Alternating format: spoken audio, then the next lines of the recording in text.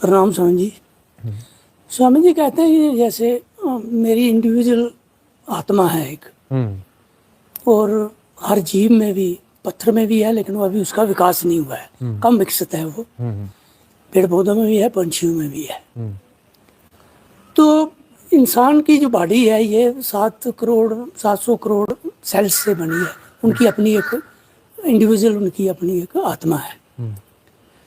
तो हर सेल की एक आत्मा है। तो जब एक बच्चा पैदा होता है, जो स्पर्म है उसकी भी एक आत्मा है। फिर वो उससे 1 से 2, 2 से 4 ऐसे बनते हैं। आपने अपने प्रवचनों में कहा है कि बहुत सी आत्माएं गर्भ की तरफ भागती हैं धारण करने के लिए। उसकी अपनी एक इंडिविजुअल स्पर्म की वो है आत्मा। फिर वो उसका विकास हुआ, बहुत से सेल्स बन गए, उससे फिर वो बेबी हो गया। वो जो आत्मा आप कह रहे हो कि भागती हैं, वो प्रवेश कब होता है बच्चे में? जब बच्चे का बेबी विकसित हो जाता है तब, तो तभी होता होगा, क्योंकि वो कब होता है? ये इसमें अब आपने प्रश्न इतना पूछा है, लेकिन हम इसमें फिर बहुत सारी चीजें और जोड़ेंगे। हाँ। तो पहली बात तो यह है कि जहाँ पर भी कोई सेपरेशन है, सेपरेशन का मतलब उसके साथ कोई बाउंड्रीज हैं कि यह इसका आकार है, यह इसकी इंडिविजुअलिटी है, इसमें अपने कोई नियम काम कर रहे हैं उस दायरे में, कुछ काम कर रहे हैं, तो वह एक एंटिटी की तरह बिहेव करेगा। अब इसको हम थोड़ा और समझना चाहते हैं एक अलग और तरीके से। हमने कहा है कि पत्थर की भी अपनी आत्मा है ना। यह थोड़ा नया कॉन्सेप्ट लगा लोगों को कि भाई ये क्या बोलते हैं कि पत्थर की भी आत्मा है। हमने कहा हाँ, पत्थर की भी आत्मा है, क्योंकि पत्थर का सेपरेशन है। दूसरी जो हमने बात कही कि एक पत्थर है, टूट के 2 टुकड़ा हो जाता है, तो उसकी 2 आत्माएं हो गई, क्योंकि 2 हो गए, अब 2 सेंटर उसमें क्रिएट हो गए, अब उसमें 2 आत्माएं हो गई। तो जितने टुकड़े होंगे उतनी आत्मा हो जाएगी। तो अब जैसे सेल है, तो 7 करोड़ सेल है, तो सबकी अपनी विजडम है, हर सेल की अपनी विजडम है, उससे अपना वो काम कर रही है। हर सेल की अपनी विजडम है, सेल के अपने एक नियम है, हर कोशिका के अपने नियम है, वो बाकी से भी जुड़े हुए हैं।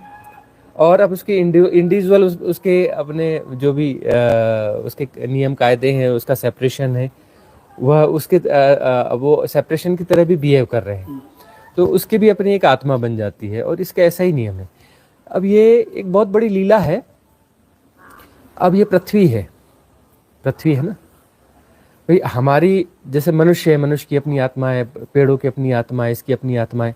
अब पृथ्वी है, सब पृथ्वी से जुड़े हुए हैं, लेकिन पृथ्वी अपने आप में एक अलग एंटिटी है, और वह एक उसकी अलग, पृथ्वी की एक अलग आत्मा है। पृथ्वी एक एंटिटी है, एंटिटी मतलब उसकी आत्मा है, पृथ्वी की भी एक आत्मा है, ठीक है ना। तो जो है हमारी बहुत सारी आत्माएं हैं। ऐसे हम देखें तो आत्मा तरह तरह की आत्माएं, 7 करोड़ सेल्स है, उसकी आत्मा हुई। एक शरीर है, इसकी एक आत्मा हो गई, इसके साथ एक आत्मा हो गई, है ना। अब जो है ये धरती हो गई, तो धरती की एक आत्मा है। तो फिर हम जो है उस आत्मा, हाँ, उस वो हम एक अलग तरीके से, धरती का भी हम हिस्सा है, और वो धरती की एक आत्मा है। मतलब वही है, अब फैलने का मतलब है कि सारे रहस्य खुलते जाएंगे कि वह जो धरती की आत्मा है उसमें हम भी शामिल हैं, अलग से नहीं है। हम धरती के वहाँ वननेस आ जाएगी, मतलब धरती के साथ हमारी एक अलग वननेस है, क्योंकि हम हैं। और लेकिन फिर एक सेपरेशन भी है, हमारे शरीर के रूप में सेपरेशन अलग है। तो इस प्रकार से बहुत सारी चीजें होती है। अब धरती की एक आत्मा है। अब सौर मंडल हो गया, सौर मंडल में ग्रह है, सूर्य है, और एक वो है, उसका अपना नियम है कि उस सूर्य के आसपास इतने ग्रह घूमते हैं, और बहुत सारे छोटे छोटे उसमें पत्थर भी घूमते होंगे, उल्काएं बोलते हैं ना, उल्काएं जो नहीं करती, उल्कापात होता है। हाँ, तो उल्काएं भी, हाँ, विट्राइड जो है वो घूम रही हैं, जो कुछ भी है। तो सूर्य के आसपास में जो कुछ चक्कर मार रहा है और जो कुछ कर रहा है, सूर्य सौर मंडल का अपना एक बिहेवियर है, अपना पैटर्न है, अपना ढंग है। तो ये जो सौर मंडल है, सूरज की अलग आत्मा है, धरती की अलग आत्मा है, लेकिन अब सौर मंडल की एक अलग आत्मा है। सौर मंडल एक एंटिटी की तरह बिहेव कर रहा है, उसकी अपनी एक अलग आत्मा है सौर मंडल की। अब जो है सौर मंडल जो है किसका सदस्य है? गैलेक्सी का सदस्य है। तो गैलेक्सी में से बहुत सारे सौर मंडल हैं, सबकी अपनी आत्मा है, ग्रहों की अपनी आत्मा है। लेकिन जो गैलेक्सी है, मिल्की वे है जैसे हमारी, तो इसकी अपनी एक अलग आत्मा है, और उस आत्मा में हम शामिल हैं, है ना, उसमें हम शामिल हैं। और इस प्रकार से जो है अब गैलेक्सी, ग्रुप ऑफ गैलेक्सी हो गई, तो है ना, एक ब्रह्मांड हो गया, उस ब्रह्मांड की अपनी एक आत्मा है, और वो ब्रह्मांड एक अण है किसका? मल्टीवर्स का, है ना। ऐसे करोड़ों करोड़ों ब्रह्मांड मिलके एक मल्टीवर्स बनता है। तो उस मल्टीवर्स की अपनी एक आत्मा है। यूनिवर्स की अपनी आत्मा हो गई, मल्टीवर्स की अपनी आत्मा है। और मल्टीवर्स जो है वो किसी बहुत बड़े, उसका जो है वो एक छोटा सा कण है, उसकी अपनी आत्मा है। और ऐसा यह विस्तार अनंत है, कभी खत्म नहीं होगा वो। और बढ़ते जाओ बढ़ते जाओ बढ़ते जाओ बढ़ते जाओ, आप चूक जाओगे लेकिन वो कभी खत्म नहीं होगा, हो ही नहीं सकता। यह अनंत विस्तार है, अनंत लीला है, यह लीला इनफाइनाइट है। तो अब जो है ये क्षुद्रता वाली आत्मा विसर्जित होती है। हम वही कहते हैं ना, आत्मा को भी विसर्जित होना पड़ेगा, आत्मा को भी विसर्जित होना पड़ेगा। ये क्षुद्रता ही है ना, अंततः सारी क्षुद्रताएं विसर्जित होनी है, तो इसमें आत्मा को भी विसर्जित होना पड़ेगा अंततः। तो परमात्मा भी फिर जो है ना वो किसी कॉन्सेप्ट के लेवल पर ही है, जो हम जहाँ तक हम दिमाग और इसकी बुद्धि और प्रज्ञा विजडम जिसका भी प्रयोग कर रहे हैं, ठीक है, प्रज्ञा और बड़ी चीज़ है और विजडम है ना, बड़ी चीज़ है, सब कुछ है, लेकिन सबकी अपनी सीमाएं ईमाएं हैं कहीं ना कहीं कहीं, है ना। अब यूनिवर्स है, मल्टीवर्स है, बहुत बड़े हैं जी, लेकिन सीमाएं हैं। मल्टीवर्स से वो किसी और का पार्ट है, बहुत बड़ा होगा, लेकिन अनंतता की सापेक्षता में उसकी वैल्यू तो जीरो है ना। तो हमारे जो भी कॉन्सेप्ट होंगे ना, वो इनफाइनाइट के कोई कॉन्सेप्ट हो ही नहीं सकता ना। अनंतता का कॉन्सेप्ट कैसे हो सकता है? वो इशारे हैं। तो परमात्मा का कोई कॉन्सेप्ट नहीं हो सकता। इसलिए जो पतंजलि ने कहा ना कि ईश्वर कौन है, तो ईश्वर एक उपाय है, मतलब या परमात्मा कह लो। परमात्मा क्या है? बोलो परमात्मा एक उपाय है। परमात्मा जो है ना उपाय है, और असली जो सत्य है या असली जो शून्य है या पराशिव है, उसको हम नाम नहीं दे सकते। पराशिव भी तो वही हो गया ना, कॉन्सेप्ट ही हो गया। सत्य वह भी कॉन्सेप्ट ही हो गया ना। तो उसके बारे में तो कुछ कहा ही नहीं जा सकता। वो नए नए शब्द गढ़ लो, खूब उसको मजबूत कर लो, अच्छी डेफिनेशंस बना लो, कुछ कर लो, उसको नहीं कहा जा सकता। वो ये मोटे मोटे इशारे हैं हमारी छोटी मोटी बुद्धि के हिसाब से। तो वह जो है इस प्रकार से ये बहुत सारी आत्माएं हैं, और ये सारी आत्माएं जो मतलब हम विस्तार पा रहे हैं। मतलब हम प्रकृति से प्रेम करो कहते हैं, प्रकृति से प्रेम करो, तो फिर पता चलता है प्रकृति का मतलब से पेड़ नहीं है, प्रकृति का मतलब सब कुछ है। प्रकृति में जो है ये पक्षी भी हैं, वह पशु पक्षी भी हैं, पत्थर भी है, पहाड़ भी है, नदी भी है, यह भी है, हवा भी है, जो कुछ है सारे मनुष्य ही है, सब प्रकृति। प्रकृति से प्रेम घटता है, मतलब वो सबसे प्रेम घट जाता है। मतलब ये फैलने का शुरुआत हो गई। चलो नहीं बनता उतना तो पेड़ों से ही शुरुआत करो। पेड़ों से प्रेम होना थोड़ा सहज है, आसान है। फूलों से करो, तितलियों से करो, यहीं से शुरुआत करो। फैलो, फैलना शुरू करो, फैलना शुरू करो, तो आप धरती की आत्मा के साथ आप एक हो जाओगे।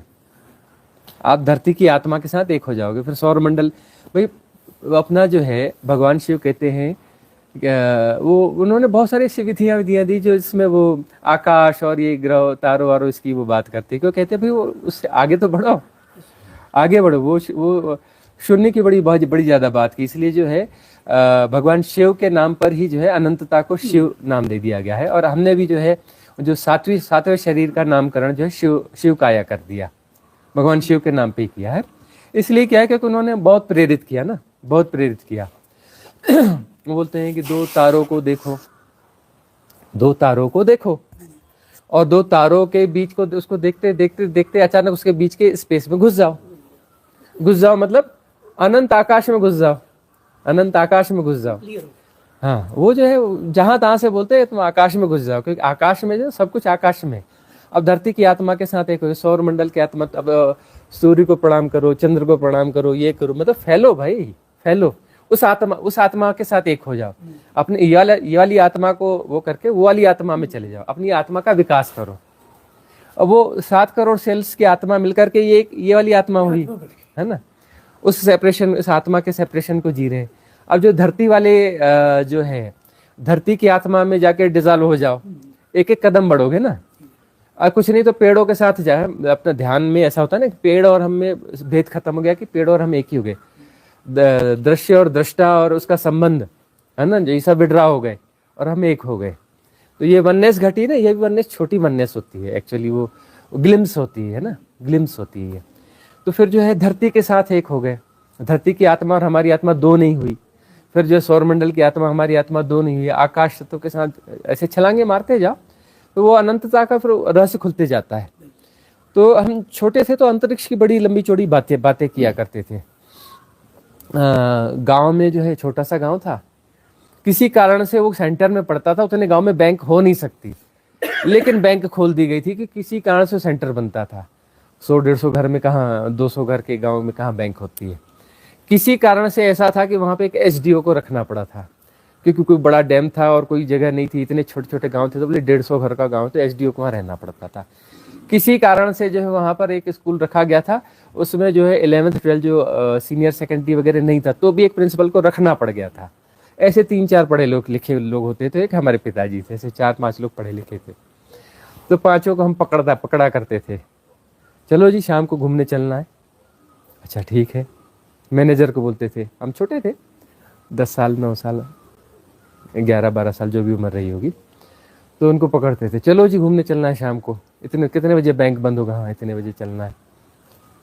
तो हम अंतरिक्ष की चर्चा, इनफाइनाइट, टाइम फैक्टर की चर्चा, टाइम फैक्टर ऐसे कैसे टाइम होता है, ऐसे कैसे टाइम का वो काम करता है, इस प्रकार की सब बातें किया करते थे। तो उसमें अंतरिक्ष की बड़ी बातें किया करते थे। और वो जो है 1-2 दिन में बोलते थे कि चलना है, नहीं बेटा बहुत काम है हमको, हमें नहीं चलना है। तो वो जो है वो अपना चालू होती नहीं थी बातें। अब ये जो नॉर्मल जो किताबी ज्ञान है, हमको इसको क्या लेना, नहीं 2 कौड़ी की बातें हैं, कि उसको जीना है ना, अंतरिक्ष में जाके घुस जाना है हमें, है ना। टाइम फैक्टर को उसको पूरा उधेड़ भुन कर देना है। ये टाइम फैक्टर क्या है, इल्यूजन है, झूठ है। ये जो है ना, कैलकुलेशन बनाया गया, ये सिस्टम रिलेटिविटी के आधार पर बनाया हुआ है। कोई टाइम कैसे होगा, ये तो रिलेटिविटी के आधार पर बनाया गया हुआ है। कि धरती है, एक घूर्णन गति कर रही है, एक अक्षीय गति कर रही है, 2 चक्कर मार रही है, धूप छांव हो रही है सूरज के प्रकाश में। उससे आपने ये दिन महीने साल और ये सब बना लिए, घंटे सेकंड, ये क्या टाइम है। टाइम है तो शुरू कहाँ से हुआ, कब से शुरू हुआ बताओ, उसका आदि ढूंढ के बताओ। अब आदि शुरू नहीं हुआ तो वर्तमान कहाँ से आ गया। तो वो जो है अपना दिमाग घूम जाता था, उनका दिमाग घूम जाता था, तो बात आगे बढ़ती नहीं थी। कोई पढ़ा लिखा आदमी पकड़ में आ जाए हमें, तो उसके पीछे पड़ जाते थे। तो ये जो है ना, ये मुमुक्षा जो है, ये मार्ग बनती है। इस पर ये मुमुक्षा है, जो आंतरिक प्रश्न है, ये आंतरिक प्रश्नों के साथ जीना है। हमको उत्तर मिलेंगे, उत्तर कोई समाधान देने वाला नहीं, समाधान तो अपने भीतर से ही आएगा। लेकिन इससे भटकन पैदा होती है, सही भटकन पैदा होती है। भटकना बहुत अच्छा है, लेकिन सही भटकना बहुत अच्छा है। गलत भटकना तो खैर कहीं ना कहीं भटकने से कुछ ना कुछ तो हो रहा है, लेकिन सही तरीके से भटकना जो है वो साधक का मतलब जो भटक रहा है लेकिन सही तरीके से भटक रहा है। साधक किसको बोलते हैं, जो भटकता है लेकिन सही तरीके से भटक रहा है, बराबर वे में नहीं है, लेकिन उसके जो मुमुक्षा है उसके कॉन्सेप्ट वो प्रॉपर वे में है, वो मतलब वो चल रहे हैं, तो उसकी भटकन में भी क्वालिटी है, इसलिए वो साधक है। गहरा साधक मतलब उसकी भटकन में और ज्यादा क्वालिटी होगी, तो इसलिए वो गहरा साधक हो गया। भटक ही रहे, हालांकि साधक का मतलब भटकना ही है, और भटक के वो पहुंच जाएगा उस शून्य में, उसके लय हो जाएगा। तो फिर ये जो है वो जो और बड़ी आत्मा में लय होंगे, और बड़ी आत्मा में लय होंगे, और बड़ी आत्मा में लय होंगे। तो एक्चुअली जो है ना, एक डीप मिस्ट्री की बात है। एक डीप मिस्ट्री की बात यह जो है, कुछ बड़े सदगुरुओं ने कहीं कहीं कही हुई है, तो सब सारी बातें पहले कही जा चुकी हैं, नहीं कही गई ऐसा तो है ही नहीं ना। कौन सी बात नहीं कही गई, उपनिषद में कोई बात ये हम जो कह रहे नहीं होगी। अब वो जो है थोड़ा हमारे नया ढंग है, हर यहाँ फूल खिलेगा तो नए ढंग से खिलेगा, है ना। हर की खुशबू अलग होगी, उसका सौंदर्य अलग होगा, लेकिन जो है वो जो है उसका एक नया उपनिषद बन जाएगा। जब नया फूल खिलेगा तो एक नया उपनिषद बन जाएगा। लेकिन पुराने उपनिषदों में भी जाओगे तो हेर फेर से वो सारी बातें तो मिल ही जाएंगी ना, कुछ नया तो कुछ होता नहीं है। तो अब जो है कहाँ थे हम, आत्मा के इसमें जो है वो एक बात कह रहे थे, भटकने वाली बात कह रहे थे कि जो भटकना है तो सही भटकना, तो उस भटकने में जो है क्वालिटी होनी चाहिए। तो भटकने में क्वालिटी होती है, और उस भटकते भटकते भटकते जो है शून्य में अंततः छलांग लग जाती है। तो एक गहरा कॉन्सेप्ट की हम बात कर रहे थे, एक गहरा कॉन्सेप्ट है। गहरा कॉन्सेप्ट क्या है कि एक ये कहते हैं ना कि कुछ नहीं बचेगा, सब विड्रॉ हो जाएगा, लेकिन एक गहरा कॉन्सेप्ट ये दिया गया है क्योंकि साधक जो है डिसॉल्व होने में डरता है ना। सबसे बड़ा बैरियर क्या है, डिसॉल्व होने का बैरियर है। तो वह जो है पहले पेड़ों के साथ डिसॉल्व होगा, फिर थोड़ी बाकी प्रकृति के साथ डिसॉल्व होगा, फिर धरती के साथ डिसॉल्व होगा, है ना। ये छोटे छोटे स्टेप्स है, बेबी स्टेप्स हैं ये, है ना। कि असेंडिंग हो जी, धरती की असेंडिंग होने वाली है, ये होने वाली है, चेतना जागने वाली है, ये बेबी स्टेप्स हैं। ये क्या है, बेबी स्टेप्स हैं ये, है ना। फिर जो है सौरमंडल की आत्मा के साथ होगा, फिर जो है गैलेक्सी है, यूनिवर्स है, मल्टीवर्स है, फिर प्रकृति अपने रहस्यों को खोलना चालू करेगी। फिर अनंतता जो है, अनंतता को हम और बड़े लेवल पे जीने लगेंगे, और बड़े लेवल पे जीने लगेंगे। फिर वहाँ पे साहस विकसित होगा कि यहाँ डिजॉल्व होना है, यहाँ डिजॉल्व होना है।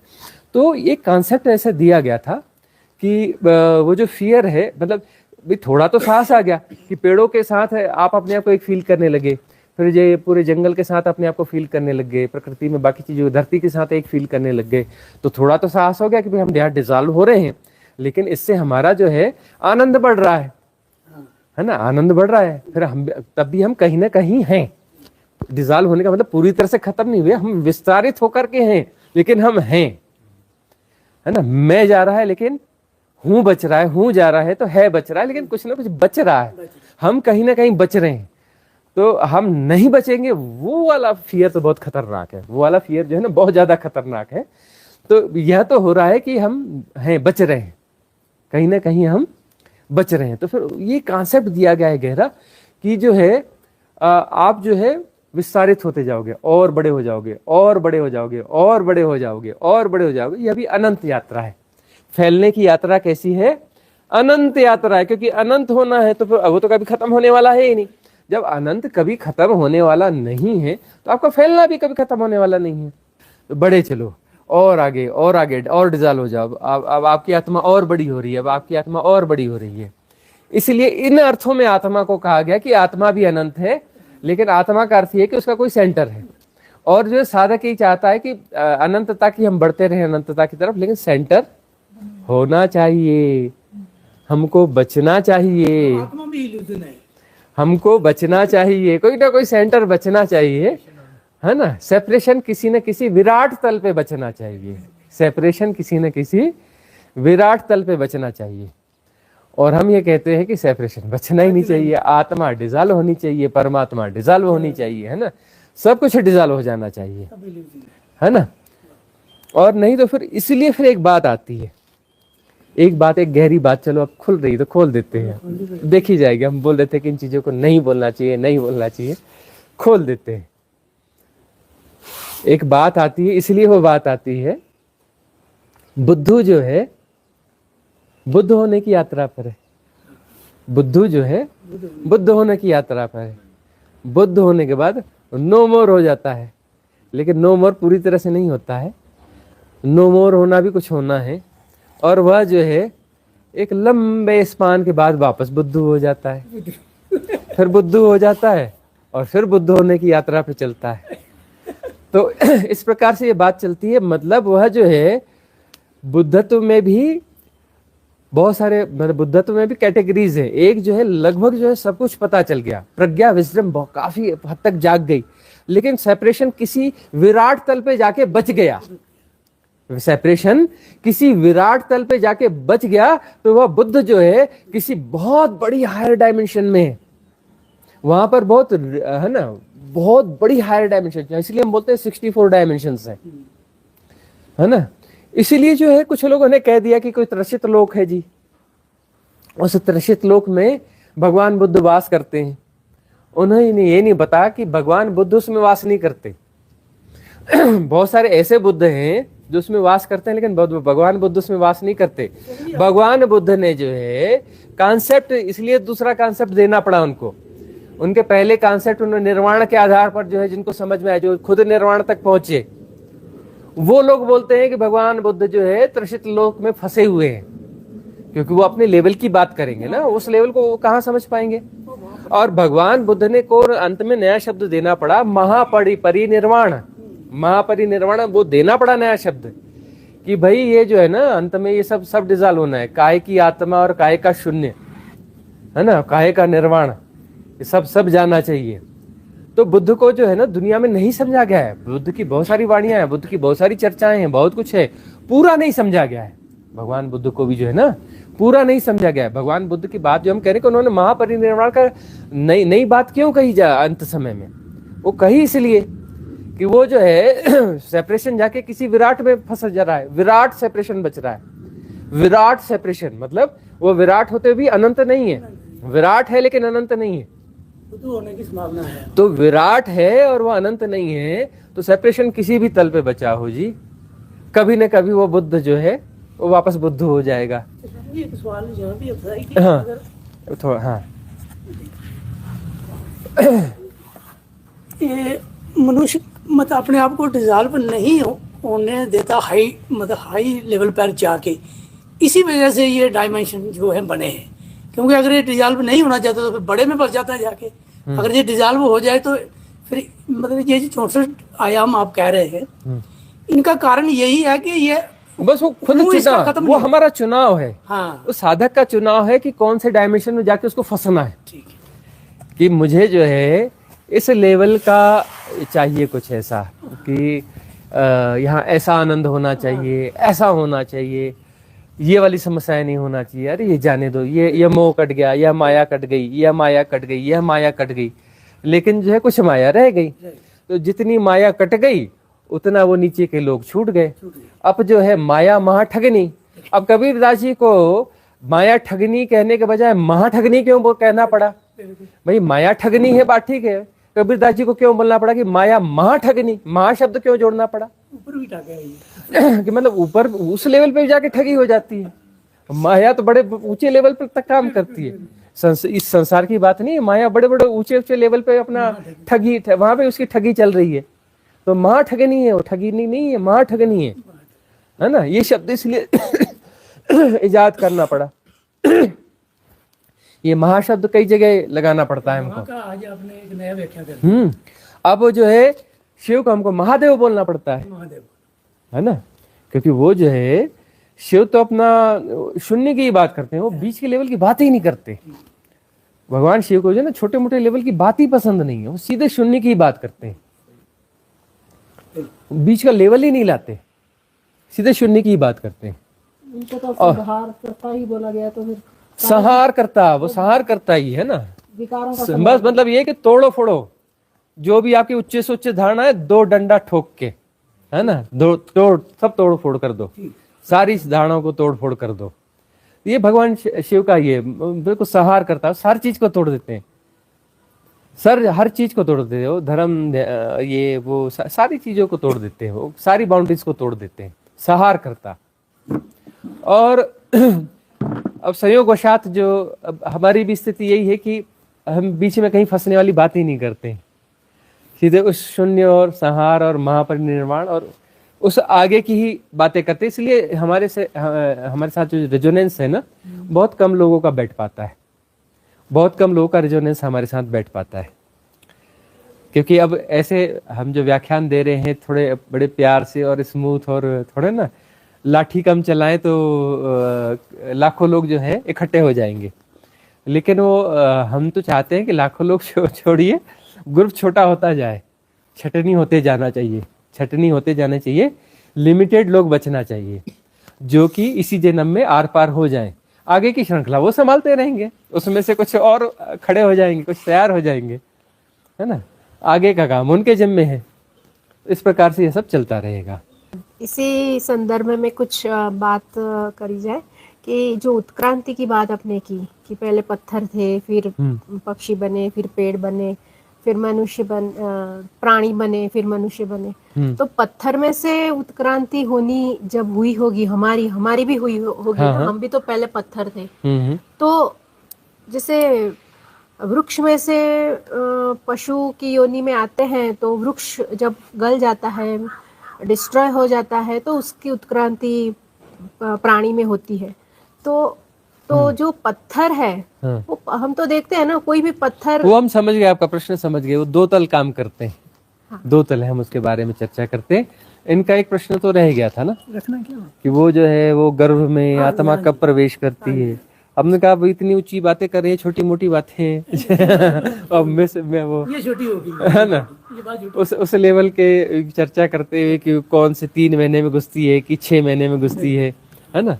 तो वो जो है लगभग शायद 3 महीने का वो जो गर्भाधान संस्कार करते हैं ना, है ना, हाँ, गर्भाधान संस्कार को वो नियत किया गया है कि इस समय में जो है वो आत्मा प्रवेश पाती, तो प्रवेश पा लेती है, मतलब गर्भाधान मान लिया जाता है। और उसके बाद में फिर वो तैयारियां की जाती हैं, कि पहले भी तैयारियां की जाती हैं कि गर्भवती माता को जो है बड़े प्यार से पाला जाता है और जो है उसको आध्यात्मिक चीजें और बाकी चीजें वो दी जाती है ताकि उसका गर्भ जो है, गर्भ में वो क्वालिटी बने तो हायर बींग्स को जो है जगह दे पाए। हायर बींग्स ऐसे तो कहीं भी आएगी नहीं, हाँ, उसको आमंत्रित करने के लिए तो उसको अवेयरनेस में भी जीना है, उसके आसपास का माहौल होना चाहिए, है ना। और उसे जो है वह सारी चीजें जो वेदांतिक चीजें, यदि वेदांतिक चीजें सुनाएंगे और वेदांतिक चीजों की थोड़ी समझ होगी माँ में और पिता में, और वो शुरू से वो पहले से उसमें तैयारी में है, तो फिर हायर बींग्स को जगह मिल पाती है उस गर्भ में। यदि हायर बींग्स आ रही है तो फिर जो है ये छोटी मोटी बींग्स नहीं घुस पाती हैं।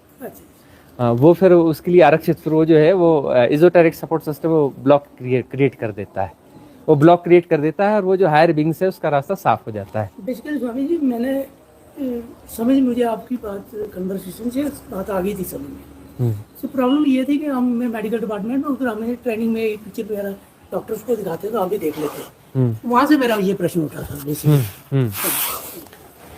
तो ठीक है, अब इसके बाद प्रश्न इनका आया था, ये बात जो है हमने देख रहे थे कि कब ये वाला प्रश्न उठेगा कि पत्थर जो है, पत्थर परमात्मा की राह पर है, ठीक है ना। अब उसमें जो है पत्थर जो है क्या हो गया, छोटे छोटे रेत हुआ, बालू हुआ, है ना, फिर पंच तत्व मिले और फिर ये हुआ, तो वहां तो बहुत सारी आत्माएं मिल गई ना। अब जो है वो पत्थर न जाने कितनी आत्माएं बन गया, फिर वो कितने कण मिल करके वो बन रहा है, एक कोशिकी जीव बन रहा है, चलो ठीक है ना। तो उसमें से जो है पानी भी मिल रहा है, वायु मिल रहा है, तो वायु के कण की भी आत्मा होगी, पानी के कण की भी आत्मा होगी, है ना। और जो है फिर जो है उस बालू की भी आत्मा होगी, है ना, पंच तत्व है। रोशनी का भी कोई कण होता है, तो कण होता है तो उसकी भी आत्मा होगी। तो बहुत सारी आत्माएं मिलकर आपस में डिजॉल्व हो जाती हैं। जैसे टूट के, पत्थर टूट के 2 टुकड़ा हुआ तो 2 आत्माएं, 10 टुकड़े हुए तो 10 आत्माएं, 1000 टुकड़े हुए तो 1000 आत्माएं। अब जब जुड़ते हैं ना, तो जुड़ते हैं तो फिर वो आत्माएं फिर जुड़ भी जाती हैं। क्या ये सारी आत्माएं सोलमेट होगी? हाँ, ये सोलमेट है, वो सोलमेट होंगी। और ऐसे बहुत सारे सोलमेट ग्रुप होते हैं, आप बहुत सारे सोलमेट के ग्रुप रहते हैं, अलग अलग अलग अलग अलग अलग। इसलिए बहुत कई जगहों पे कुछ रिजोनेंस होता है, किसी जगह कुछ होता है, किसी जगह कुछ नहीं होता है। इस प्रकार से सोलमेट जो है ना, कोई सोलमेट का मतलब यही नहीं होता, लेकिन एक्चुअली जो है, जो हायर लेवल पे जो सोलमेट बनते हैं ना, जैसे एक वो वाले क्या इतनी बेहोशी के सोलमेट है ना कि वो उसके रिजोनेंस बहुत हल्के होते हैं। जैसे कि कोई गुरुकुल में रहे हैं, अब पुराने जो गुरुकुल है ना वो ऐसे ही प्रयोग थे, गुरुकुल में रहे हैं कि अब वहाँ पे जो है 40 लोग 50 अपना लोग वहाँ पे रहे, शिक्षार्थी हुए, विद्यार्थी हुए। फिर वो विद्यार्थी जो है वहाँ विद्यार्थियों को कोशिश किया जाता है कि वो शिष्य बन जाए। विद्यार्थी अलग चीज है, और वहाँ पे गुरु मौजूद है, तो गुरु जो है उन विद्यार्थी के लिए एज ए टीचर होता है उस समय। फिर किसी विद्यार्थी में शिष्य तो घटता है, तो उधर गुरु तो घट जाता है, इधर शिष्य पैदा होता है, इधर गुरु पैदा हो जाता है। तो गुरु कोशिश करता है कि शिष्य पैदा हो, तब तक वो शिक्षक है, तब तक वो शिक्षक है। अब जो है वह जो जैसे इसमें शिष्य वहां पैदा होने शुरू होते हैं, तो इधर से गुरु पैदा होता है, गुरु की हाइट बढ़ती जाती है। शिष्य की हाइट बढ़ेगी तो गुरु की हाइट बढ़ेगी, उसके बाद गुरु की हाइट बढ़ नहीं सकती। तो शिष्यत्व में जितनी महानता आएगी तो गुरु में उतनी महानता आएगी। उनकी मुमुक्षा जितनी स्ट्रांग हुई तो गुरु में वह चीज उतरेगी, उतनी ज्यादा उतरेगी। तो जो है इस प्रकार से जो फिर वहां पर जो ग्रुप रहता है उनकी बॉन्डिंग्स होती है। तो यही रिट्रीट में भी है, जो आप लोग की बॉन्डिंग हो रही है, तो ये भी आप लोग सोलमेट होते जा रहे हैं, है ना। अब जबलपुर में जो लोग हुए थे वो सोलमेट हो गए हैं, वो अपने आप को अलग कर ही नहीं पा रहे हैं और न कर सकते। वो लोग वो एक फैमिली की तरह एक दूसरे को न भूल सकते हैं न कुछ कर सकते हैं, वो आपस में जुड़े रहेंगे। वो रिश्तेदारों से ज्यादा जुड़ गए, वो कट नहीं पाएंगे। अब जो है ये रिट्रीट में जो है इस प्रकार से वह चीज बनती है कि सोलमेट जो है यहाँ पर बन जाएंगे इस रिट्रीट्स के माध्यम से। और गुरुकुल में ऐसा ही होता है कि वह जो फिर वो सोलमेट बन जाते हैं। अब सोलमेट में भी सारे ही हो जाएंगे ऐसा भी कोई जरूरी नहीं है। जैसे जबलपुर का जो प्रयोग था उसमें हुआ कि सारे ही हो गए, एक भी उसके बाहर नहीं हो पाया, एक भी बंदा उस सोलमेट ग्रुप के बाहर नहीं जा पाया। अब जो है जब बड़े ग्रुप होंगे तो उसमें ऐसा हो सकता है कि कुछ लोग जो है उसमें पूरी तरह से शामिल ना हो पाए, कुछ लोगों की ऐसे वो संग बनेगा, उसकी उनकी बॉन्डिंग ज़्यादा हो जाएगी और वह सोलमेट हो जाएंगे। तो फिर जो है ये सोलमेट जो है जब ये शरीर छोड़ते हैं तो जनरली क्या होता है, ये जैसे मुक्त हो गए तो बात अलग हो गई। सोलमेट का मतलब है जो वापस आ रहे हैं, जब मुक्त हो गए उनकी तो कोई कहानी है ही नहीं ना। कहानी उनकी है कि जो जाकर हायर डायमेंशन में फंसेंगे। तो फंसेंगे तो जनरली ऐसा होगा कि ये एक ही हायर डायमेंशन में जाके फंस जाएंगे या आसपास की हायर डायमेंशन में फंसेंगे, लगभग उसी लेवल पे जाके फंसेंगे कि 64 डायमेंशन में उसी लेवल पे जाके फंसेंगे। तो फिर वो जो है फिर वो इनका एक सिस्टम ऐसा बनता है, द लॉ है, रित है, कि जब उनके जन्म के लिए कोई परिस्थिति बनेगी तो उनके लिए कुछ स्पेशल सिस्टम बनेगा। ये सारे सोलमेट्स जो हैं एक टाइम आए, उस टाइम पे आए, उस एरा में आए, क्योंकि वो हायर बीइंग्स हैं तो किसी भी एरा में पैदा नहीं हो सकते। उनके लिए जब स्पेशल एरा क्रिएट की जाएगी वहीं पैदा हो सकते हैं, कहीं भी पैदा नहीं हो सकते। तो फिर जो है जिस वैसी एरा डिजाइन होगी, वैसी एरा डिजाइन होगी और उसमें जो है वह आएंगे, वह एरा उनके लिए डिजाइन होती है। तब ऐसे सोलमेट्स जो है जन्म लेते हैं और वो उस माहौल में आसपास ही जन्म लेंगे और वापस वो मिलेंगे और वापस साथ में साधनाएं करेंगे, क्योंकि उनको मालूम है कि जब इस संघ के साथ हम इतना ऊपर उठे हैं तो यह संघ दोबारा बनेगा तो हम यहाँ से छलांग ले लेंगे। और वहां पर उनकी डिस्कशन हो चुकी रहती है, एक दूसरे को पकड़ लेना, जगा लेना, क्योंकि यह माया माँ ठगनी है, लोअर डायमेंशन में आ रहे हैं, माया माँ ठगनी है।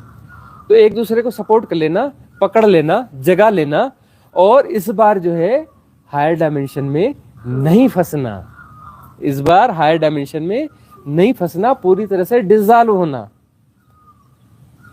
ठीक है ना, हम ये जो पूरी तरह से डिसॉल्व होने वाली बात करते हैं ना, तो इसीलिए हमारे सामने टिक कितने लोग पाते हैं। स्वामी जी ये वर्ड आपने हमारे लिए यूज किया है। हाँ किया हाँ हाँ हाँ हम सब हाँ, तो हमारे पास सामने टिक कितने पाते हैं। अब कोई हम ऐसे सत्संग प्रवचन कर रहे हैं तो सब्सक्राइबर यूट्यूब में 10-20 लाख नहीं हो जाने चाहिए थे, तो 10-20 लाख ना होकर के ये 8,000 हो रहे हैं। तो इतने कम क्यों हो पा रहे हैं? हमारे सामने नहीं टिक पाएंगे ना, वही टिक पाएंगे जो उस हायर बीइंग्स हैं, इकट्ठे रहे। जो हायर बीइंग्स हैं, जो उच्च लोक के देवता हैं, जो अभी इस एरा में जन्मे हैं, वह देवता जो उच्च लोक के देवता है वही हमारे पास आ पाएंगे। दूसरा कोई हमारे पास टिक ही नहीं पाएगा।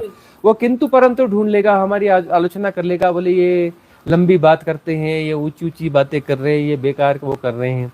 देसी भाषा में कह ले ना, वो बोले लंबी लंबी फेंक रहे हैं वाली बात हो जाएगी, या इस किस्म की बातें कर लेंगे। वो अपने आप को बचा लेंगे, अपने आप को जस्टिफाई कर लेंगे। तो हमारे पास जो है टिक नहीं पाएंगे, वो टिक वही पाएंगे और हम उन्हीं के लिए हैं। एक्चुअली वो जो नहीं टिक पा रहे हैं उनकी कोई गलती नहीं है, और वो यात्रा पर हैं, उनकी भी यात्रा हो रही है, यात्रा उनकी भी हो रही है, और वो बराबर वो भी विकसित होंगे, परमात्मा उन्हें भी होना ही है। लेकिन उनके लिए भी सिस्टम बना है, उनके लिए भी गुरु बने हैं, उनके लिए भी सारी व्यवस्थाएं बनी हैं, किसी को ऐसा नहीं छोड़ा गया है। उनकी भी यात्रा होनी है और बराबर होगी, उनकी भी यात्रा होगी और उनकी बराबर यात्रा होगी, और वो भी अपना अंततः वो परमात्मा की तरफ, तो उनको जो है ना परमात्मा होना ही है, परमात्मा ही है, डिसॉल्व होकर अपने स्वरूप में सबको लौटना ही है, लौटेंगे ही, ऐसी कोई चिंता की बात नहीं है। जैसे आपने डिफरेंट आत्माओं की बात करी कि जैसे सौर्य मंडल में है या सभी हैं, तो मेरा एक सिंपल सा क्वेश्चन था, क्या ये आत्मा एक दूसरे से कनेक्ट भी करती है? जैसे कोई डिफरेंट फॉर्म्स में डिफरेंट लोकेशन पे है, या अपना वो संग बढ़ाने के लिए कुछ प्रयत्न भी करती है अपनी तरफ से कि हायर बीइंग जो है अपलिफ्ट करे, अपना ग्रुप बढ़ाएं या अपना वो करें? हालांकि इसमें भी नहीं, जो देवता हैं, देवताओं की यदि आप पूजा करते हैं तो आप देवता बनने की तरफ बढ़ रहे हैं। तो जिस डायमेंशन के देवता के साथ आपका रेजोनेंस है, वो देवता आपको अपने तल पे खींचता है, बोलता है कि मैं इस लेव का देवता हूँ, इस स्तर का देवता हूँ, तुम भी इस स्तर के देवता बन जाओ। वो अपनी जमात में शामिल करने के लिए उन्हें वो है ना अपलिफ्ट करेंगे, आ जाओ, वहां तक वो ले आएंगे। तो उनका हम कहते हैं कि देवताओं का सहयोग लेना चाहिए। एक तो बात यह है कि झुकना तो सब जगह चाहिए, झुकना तो पेड़ के सामने चाहिए, सब जगह झुकना चाहिए, मंदिर के सामने, इसलिए सब बनाए गए है ना। जैसे पहाड़ों में वो छोटा सा पत्थर है, उसके आगे त्रिशूल रखे, प्रकृति का सिंबल है ना, बोलते हैं हमारे बन बाबा हैं, हमारे ग्राम देवता हैं, झुक जाओ। ज़्यादा डेफिनेशन में पढ़ने की जरूरत नहीं है, बहाने से झुक जाओ। लेकिन जब वहाँ प्रार्थना करनी है तो प्रार्थना ये करना ऊपर धक्का मारो है ना, ऊपर धक्का मारो, अपलिफ्ट ऐसा करो कि खींच करके ऊपर फेंक देना, उनसे रिक्वेस्ट यही करनी है। और वो तो देवता है, मतलब वो रिक्वेस्ट कर दी तो वो तो भले वो कुछ भी हो, लेकिन वो बोलते कि चलो भाई प्रार्थना कर रहा है, उन्हें तो देना ही, देवता का मतलब उसे उन्हें तो देना ही है ना। तो हाँ, उनमें करुणा, कल्याण और करुणा तो उनके अंदर होगी, तभी तो देवता है। तो उनसे यही कहना चाहिए, प्लीज अपलिफ्ट, और ऊपर, अपने से ऊपर फेंक दो प्लीज, वहां पुश कर दो अपने से ऊपर। तो देवताओं का हमें सपोर्ट लेना चाहिए, लेकिन इस प्रार्थना के साथ कि अपने से ऊपर फेंक देना हमको, और जो ऊपर से हमारी कुछ कनेक्टिविटी जो जहां होती है वो अपर इजोटेरिक ग्रुप जो है उनसे हमको कनेक्ट कर देना। ऐसे करते रहो वो तो ये जो बाहरी सपोर्ट है ना, इजोटेरिक सपोर्ट सिस्टम का जो बाहरी सपोर्ट है वो हम क्रिएट कर सकते हैं। अब इसमें किसकी गलती है कि देवता से जाके बोलता है जी कि मेरे को नौकरी लगा दो, कि मेरा जो है ये कर दो, कि मेरा रोग राई ठीक कर दो। तो अब वो आपकी गलती है, अब जो बोल रहे हो अपना देवता आपको जो है उस तरफ जो सपोर्ट करना है, यदि रेजोनेंस बैठेगा तो सपोर्ट होगा, नहीं तो नहीं होगा। आपको गो स्लो, सहजता, सरलता में जाना पड़ेगा, एनर्जीज मैच करनी पड़ेंगी, है ना। एनर्जी को सहजता, सरलता पे जा करके, वो जा करके ऐसे वो प्रणाम करके उठ के भाग जाते हैं ना, तो वो उतने में तो कुछ होता नहीं। तो वहां जाकर के बैठना होता है, बार बार बैठना होता है कि अपने एनर्जी के लेवल को कहीं पे उनको सेटिंग बिठानी पड़ती है। तो सेटिंग बिठालते हैं तब फिर जो है वो चीज़ें फिर ट्रांसफ़र होती हैं, फिर वो आपकी माइंड रीडिंग होगी या होगा, तब वो होगा कि हाँ क्या चीज़ होगा, कैसा होगा। फिर वो कई बहुत करुणामयी भी होते हैं कि वो बहुत सारी चीज़ें आपने मांगी लेकिन वो आपको नहीं देंगे, क्योंकि इसके आपका अकल्याण है। फिर आपकी पात्रता है या नहीं है, आपके कर्म प्रारब्ध उसको जो है उसके अनुकूल बैठता है या नहीं के बैठता। देवता देने से पहले वो करते हैं, ऐसा नहीं है आपको कुछ भी मांगा और आपको दे देंगे, वो मैच करेंगे, वो दला के खिलाफ नहीं जाते हैं, छोटी मोटी चीज़ों को डिजॉल्व कर देते हैं, लेकिन वो बोलते हैं कि दला के खिलाफ नहीं जाना है। उसके दूसरे सॉल्यूशंस आपको देंगे, कहीं देंगे कि ये कर लो तो ये डिजॉल्व हो जाएगा, तो ये कर्म प्रारब्ध कट जाएगा, तो पात्रता विकसित हो जाएगी। तो उनसे बोलना चाहिए पात्रताओं का विकास कर दो, पात्रताओं का विकास कर दो। ऐसे बहुत सारे देवता हैं, वो जो है ना अपना, जैसे कोई अपना गलत कर देता है तब वो जो है कई ऊंचे लेवल की जो सोल्स है ना, जैसे गुरु हैं या कुछ है, उनको जाकर के जो है वो अपना कंप्लेंट भी करते हैं, बोले देखो ये गड़बड़ कर रहा है, ये जो बंदा ऐसा कर रहा है, वो पावर ले लिया है और बोलता है 5 करोड़ का प्रॉफिट चाहिए। ऐसा हुआ एक जगह, बोले 5 करोड़ का प्रॉफिट बोले आज चाहिए। तो वो अपना जो है हमारे हमसे ही जुड़े हुए एक है अच्छे साधक है, उनके पास जो है वो आ गई जो टेरिक वाली कि ऐसे में ऐसा हो रहा है, अब इसके कर्म प्रारब्ध में है ही नहीं, है ना। इसको इतना धन जो है प्रोवाइड करवाया जा सकता है, जहाँ से भी, शेयर मार्केट से, सट्टे से, जिससे भी इतना प्रोवाइड करवाया जा सकता है, इससे ज़्यादा प्रोवाइड नहीं करवाया जा सकता, इसके कर्म प्रारब्ध में बैठता नहीं है। अब बैठता नहीं है तो अपना वो हो रहा है। और मैंने कहा कि इसमें गलती आपकी होगी, आपके पास सोल आई है। तो उन्होंने बोले हाँ जी महाराज गलती मेरी है। क्यों? बोले आपने उनसे कनेक्ट कराया? बोले हाँ जी मैंने कनेक्ट कराया है। क्यों कनेक्ट करवाया? मैंने सोचा कि अच्छी बीइंग है, अच्छा बच्चा है, ऐसा है, मिसयूज़ नहीं करेगा, इसने मुझसे बोला था कि मिसयूज़ नहीं करेगा, तो ये वाली साधना करा के मैंने कनेक्ट करवा दिया था। तो अब जो है वो अब मेरे पास आ रही है, वो जो इजोटेरिक ग्रुप वाली जो हायर सोल है मेरे पास आ रही है कि ये उल्टी सीधी डिमांड कर रहा है, तो देख लो। तो फिर जो है अब वो साधना करने का, आप अपनी साधनाएं बढ़ो और उसको जो है उस चीज़ को डिस्ट्रॉय करने की कोशिश करो। अपात्र है, डिस्कनेक्ट कर दो।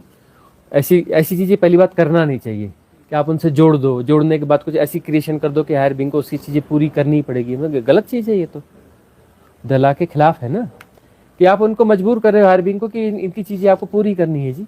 सिद्धि बोलते हैं ना, फलाने की सिद्धि कर ली, ये पूरी काहे के लिए अपना उनको हायर बीइंग्स को आपको परेशान करना है? हाँ, हायर बीइंग्स को आप अपने कब्जे में लेना चाहते हो, यूज़ करना चाहते हो, कोई बात हुई? तो सिंपली जो है ना, सिंपली जो है उनके सामने अपना प्रणाम तो सबको ही करना चाहिए। हम तो, हमारी सनातन संस्कृति में ये है कि राह चलते को भी बोलता है तो नमस्ते जी, नम यानी नमस्ते, हम झुक रहे हैं, नमस्ते, सबको ही नमस्ते करते हैं ना हम तो, अनजान को भी नमस्ते, नमस्ते जी, हम तो झुक रहे हैं। झुकना तो हमको सिखाया ही जाए ना, झुकना तो अच्छी चीज़ है, अहंकार को तो जहां जितना गला बन रहा है तो उससे ज्यादा झुकाना है। दिन में 1000 बार नमस्ते करो, बुजुर्ग मिल गया उसके पैर छुओ, इसके पैर छुओ, उसके पैर छुओ, कहीं इधर झुक जाओ, गलाते रहो ना। अहंकार बन रहा है जिस स्पीड से, उससे ज्यादा स्पीड से उसको गलाते रहो। मतलब वो जितना अहंकार बन रहा है उसको गला दो। उसी संस्कृति पूरी इस हिसाब से डेवलप हुई है कि अहंकार गलाते रहो, वो तो बनता है। माया माँ ठगे नहीं, आपके सेपरेशन को बलवान करती रहेगी, आपके अहंकार को जो है बनाती रहेगी। लेकिन हम अपना जो है उसका उपाय लगातार चलाते जाते हैं कि झुकते रहो, झुकते रहो, झुकते रहो, ताकि जो है अहंकार गलता रहे। ठीक है ना। अब जो है वो ये बिल्कुल गलत बात हुई। अब वो भी जो है वो भी संत है, हमसे जुड़े हुए हैं। वो बोलते अब साधना करने हमारे पास आते थे वो संत जो है, उनको भी अपना काफ़ी उनकी जो चीज़ें थी पूछने के लिए आते थे। साधना सीखनी थी उन्हें, कुछ ये करना था। ऐसे जो है बहुत सारे संत आते भी हैं। जब हम मैदानों में उतरते हैं तो कुछ संतों को भी परमिट करते हैं कि उनकी अपनी आगे की यात्रा के लिए सहयोग लेने के लिए उन्हें आना होता है। तो बहुत सारे संत हमसे उस समय मिलते हैं। तो ये जो है, लेकिन इस प्रकार की उल्टी सीधी चीज़ें नहीं होनी चाहिए कि देवताओं का, हायर बींग्स का मिसयूज़ नहीं होना चाहिए, मिसयूज़ नहीं होना चाहिए। और प्रार्थना जनरली ये होनी चाहिए कि हमको ऊपर उठाओ, हमारी पात्रता का विकास करो और ऊपर पुशअप कर दो, ऊपर की हायर बींग्स के साथ में हमारा रेजोनेंस कहीं क्रिएट करने में मदद भी कर दो। यह होना चाहिए। कोई बात चूक रही है क्या और बीच में? हाँ, प्रश्न कहोगे ना? कोई नया प्रश्न है? गुरुजी, मेरा ये सवाल था, जैसे आपने बताया कि मोक्ष होने के राह पे कई लोग 64 डायमेंशन में से किसी भी डायमेंशन में रुक सकते हैं, तो क्या उस डायमेंशन में जो लोग रुक जाते हैं किसी भी वजह से, वही एसोटेरिक ग्रुप के हिस्सेदार बन जाते हैं? हाँ। और दूसरा ये है कि हम प्रैक्टिकली हायर डायमेंशन में कैसे जा सकते हैं? क्या इसके लिए ध्यान की जरूरत है? साधक जो है, हाँ समझ गए हम आपका प्रश्न। साधक साधना कर रहा है, साधना मतलब साधना में है, तो साधना में है तो वो अपनी फ्रिक्वेंसीज को ठीक कर रहा है, अपनी फ्रिक्वेंसीज को ठीक कर रहा है। जो एबनॉर्मल फ्रिक्वेंसीज है उसको समस्वरता में ला रहा है। तो जितने ज़्यादा समस्वरता में उसकी फ्रिक्वेंसीज आएंगी उतना वो उसको ऊपर जा रहा है, अपर डायमेंशंस के साथ में रेजोनेंस उसके बढ़ रहे हैं। सब समस्वरता में आना है, सहजता। साधो सहज समाधि भली, साधो सहज समाधि भली, मतलब समस्वरता में आना है, सहजता में आना है। तो जैसे जैसे हम सहज होते जाते हैं तो सहज होते जाते हैं तो वो हमारा विकास है। तो हम जो है अपर डायमेंशन में हम जाते जा रहे हैं, अपर डायमेंशन में हम जाते जा रहे हैं। तो ऐसा साधक जो है जो पूरी तरह से डिजॉल्व होने का साहस नहीं बटोर पाया और पूरे डिजॉल्व होने में अपने आप को कहीं ना कहीं किसी तल पे बचा लिया, तो अब कितना बचाया उसने आपको? ज्यादा बचाया तो लोअर डायमेंशन में आएगा, कम बचाया तो अपर डायमेंशन में जाएगा, और कम अपने को थिन बहुत पतला बचाया तो बहुत ऊपर के डायमेंशन में जाएगा। तो अपने सेपरेशन को बहुत पतला बचा लिया, थिन बचा लिया, तो हायर डायमेंशन में जाएगा। भारी तो नीचे आ जाएगा, लोअर डायमेंशन में आएगा। जितना हल्का होगा ऊपर उठेगा, जितना सहज होगा उतना ऊपर उठेगा, जितना भारी होगा उतना नीचे आ जाएगा।